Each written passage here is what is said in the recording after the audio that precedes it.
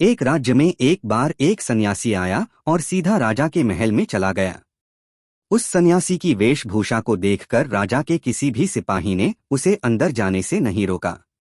वो सन्यासी सीधा राजा के दरबार में चला गया। सन्यासी को अपने सामने खड़ा देख राजा ने उनसे पूछा, आप कौन हैं और क्या चाहते हैं?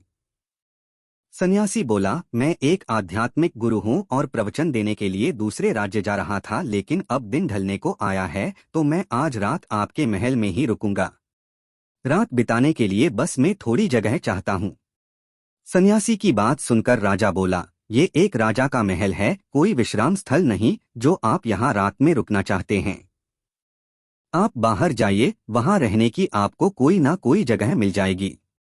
सन्यासी ने राजा से फिर प्रश्न किया, महाराज क्या मैं जान सकता हूं कि आपसे पहले ये महल किसका था? राजा बोला, मेरे पिता का था, क्योंकि मुझसे पहले वही राजा था। सन्यासी ने फिर प्रश्न किया, अच्छा तो अब आपके पिताजी कहाँ हैं? राजा बोला, अब वो इस दुनिया में नहीं रहे, उन्हीं के बाद तो मैं राजा बना। अच्छा, आपके पिता से पहले ये महल किसका था? सन्यासी ने फिर से प्रश्न पूछा। राजा को अब गुस्सा आने लगा, लेकिन फिर भी उसने शांत होकर जवाब दिया, मेरे पिता से पहले ये महल मेरे दादाजी का था और अब वो भी इस दुनिया में नहीं है। अब सन्यासी बोला, ये जगह जो ना कल तुम्हारी थी और ना ही तुम्हारे जाने के बाद ये किसी और की होगी।